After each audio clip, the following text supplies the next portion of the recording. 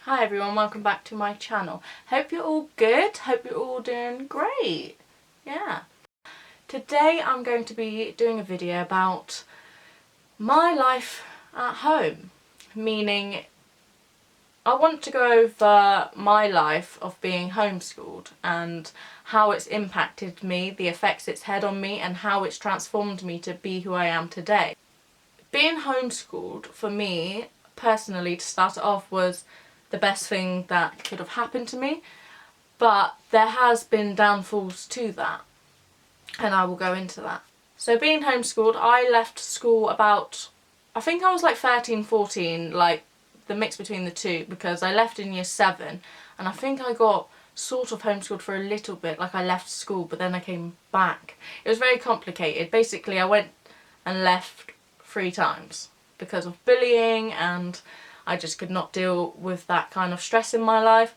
And as I've grown older, I've realised why I couldn't deal with that sort of thing, and it's taught me a lot. It's taught me so much about myself, and yeah. So being homeschooled means that I've had to spend a lot of time at home and being isolated. Like with this whole coronavirus stuff going on, nothing's really changed for me. Like it's kind of been the same life, and I was really thinking that I feel restricted from what I want to do. But when lockdown restrictions lifted, I realised that my life is still the same and nothing's really changed. So I was homeschooled at 14. That meant I learnt from books, and my mum and my nan taught me. We had these ladies come round like once every few months or once a month to check my work. So I had to do the standard English, maths and that. But I also got to learn what I wanted to learn. So the main things I kind of focused on was English. Maths I really was bad at. I'm not good at maths, so not that great. But history, and I taught myself how to cook, cooking and health. I was really interested in health and fitness and that whole industry. And also I really love being on camera, so I really taught myself how to use the camera, how to edit videos, how to build up my skills along my life that I really was passionate about. I was passionate about art, I was passionate about makeup, beauty, I was passionate about fitness, health, food. Food is a big thing for me, I love food. And yeah, so I really got to focus on those sort of areas in my life because I had a lot of free time while everyone was at school learning all these different subjects, and that I was at home doing my own thing. And being homeschooled, is actually very hard to make friends because your life is kind of based on social media. For me, my whole life and my socialising and trying to make friends has all been through social media. So living a life of being at home a lot, not socialising that much. I feel like this year and sort of last year has been very isolating for me. I have been on my own a lot, and it's taught me a lot. It's made me focus on myself because I haven't had any external distractions. So not only have I been homeschooled, I become self-employed, and that's 2 situations where I'm at home and I'm not interacting with the outside world like physically. So my life is all technology. It's really like bizarre, but my life is all technology, and if I can make friends or decide to go on a date with someone or meet someone, then that's how I meet people. So yeah, that to kind of spend your life on your own and kind of with your family, and to not be in the kind of mainstream, that's made me who I am. That's why I'm so passionate about the truth about life, and I can see how when I did work a 9-to-5 job, that really had a major effect on my mental health, and it's hard to have the time to put in for yourself and to even study about the things that you need to know, and you've got friends or people, acquaintances that you are around all the time that feed you all this information and give you their opinions and their stuff all on you. I don't have to deal with that. My life is my own feelings, thoughts and desires, and I put a lot of effort into what I want to accomplish in life and who I want to become and who I want to be. Yeah, I guess I wasn't brought up with what everyone else was brought up.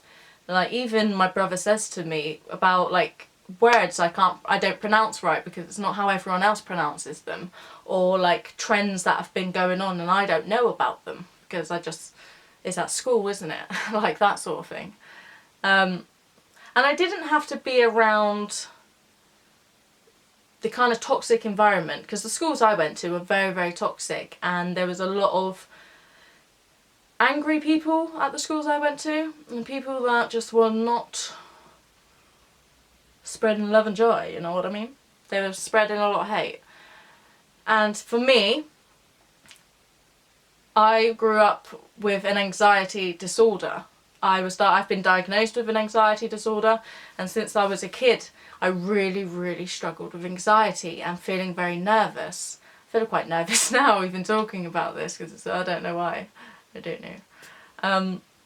So yeah, if you can feel a bit of nerve in my voice, it's because I'm like, I'm being vulnerable. But yeah, I have been diagnosed with an anxiety disorder, and as a kid, like, I used to have such extreme, like, panic attacks and feeling anxious about everything. Like, I couldn't do anything on my own. I always needed to have, like, my mum with me. My mum's a single mum, and it's just me and my brother. So my life has kind of been revolved around my anxiety issues and how I deal with life and situations. And you probably think, how does someone like you have anxiety and can be able to go on camera? Well, I love filming. I love being that type of person because I know I have it in me, and I've had to really, really build on my confidence, and spirituality has helped me a lot with trying to deal with anxiety and taking herbal supplements and understanding how my mind works and being able to kind of understand which is my ego shadow self talking and which is my higher self being talking. Like, because we have a lot of stuff go on in our heads when you've got anxiety. Like, everything is like too much. We're overthinkers. So yeah, so obviously being at high school, it's quite hard when you've got an anxiety disorder, especially when you've got people bullying you. So I couldn't deal with that. So that's the story of kind of like my situation of having to deal with that sort of life and why homeschooling was good for me. So obviously being homeschooled, I felt very, very free, and my mental health got a lot better. But then I started kind of like meeting people, because obviously I can't spend my whole life on my own. But making friends has been very, very hard for me. I've never had really true close friends. Probably my old friends would be like, what the fuck are you talking about? But no one to me has ever been a very close friend. I've never had a close friend group. I've either had like one friend and I would go on nights out with them. And a lot of my teenage years revolved around drinking, because the only way I really met people was if I drank out partying or having house parties and things like that. So that actually led me down quite a dark path of drinking alcohol excessively and blacking out and getting myself in a lot of dangerous situations.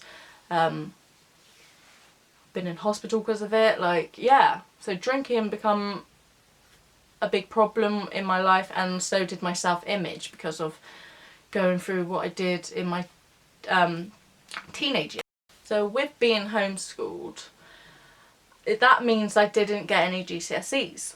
I think I could have got them if I went to the college and done the GCSEs, but I didn't need them. Like, I went to college and I done art the first time. I think I was a bit quite younger, like the first ever time you go to college. I done art, and then I done beauty therapy, which I wish I didn't, because my mum was already a beauty therapist and I grew up knowing how to do treatments anyway, and I thought I was gonna have a job out of it, but it wasn't my thing in the end. And then I finally think I got my first job when I was like 17, and I worked in Greggs. I worked in a bar. I worked in Debenhams as a brow artist. And then I worked in hotels. And I've done all that without having GCSEs. I just was able to present myself in a good way and all that, but those jobs were not for me, like mental health wise and all of that. I realised that that really wasn't for me. So I had a plan for myself and kind of built up my character, and I had to do a lot of healing and self-love and learning about health and the body to understand what's going on with me, because the food and what we drink and what we put in our body has a lot to do with our anxiety issues, our mental health problems. Like, that is fact. I can't stress that enough, that that is a big problem for your mental health. You need to understand that living off chemicals, I literally looked at a piece of bread downstairs at the ingredients. I make homemade bread by myself. I make it handmade. But my nan's bought a loaf, and I looked at the back of the ingredients. And what the hell? None of that stuff needs to go in bread. It's got glucose syrup, palm fat, palm oil, loads of these ingredients that are so bad for you, and then a list of chemicals. Like, nothing we eat is natural these days or organic, so that obviously is going to play a big part on your mental health, because everything you put into your body has side effects, especially if it's a chemical that's not meant for the body. You're going to have side effects from it. So I taught to myself a lot about things like that, so I could really work on my anxiety issues and mental health. I obviously still struggle with it to this day, and it can cause a lot of problems for me sometimes, but from learning and growing with my spirituality, I've really understood how to handle anxiety a lot better than what I did. What I did before was leading myself to probably die, because I could have probably died plenty of times, but the universe was like, no girl, you're gonna have to grow, learn and discover yourself, and then teach people about the ways and what not to do and what you should be doing. I feel like I've been able to connect to myself more than I ever have in my life, just through being able to do that for myself and to have the opportunity to do that for myself. I wouldn't change anything, actually, because if none of that happened, I wouldn't be who I am today, and I feel like I am a completely different person than who I was a year ago, 2 years ago, 3 years ago. Like, I have transformed my ways of thinking and the way I am now. So it's kind of like a life of isolation, but not. I have free will and I can meet people if I want to meet people, or if people want to meet me, but it's quite hard because it's not actually that easy to make friends, so especially online, and yeah. That's my story. That's me, and that's how I am who I am today, and I'm excited to see where this journey takes me. And I love that I can film this, and like years to come I can look back on this and be like, bloody hell, Shannon, look at you. But yeah, that's my story, and I don't know why I've been sounding nervous during this whole thing, so I do apologise about that. Maybe it's because I got a dry ass throat and I need a bloody drink. But anyway, thank you for watching, and I will see you next time, and don't forget to like and subscribe.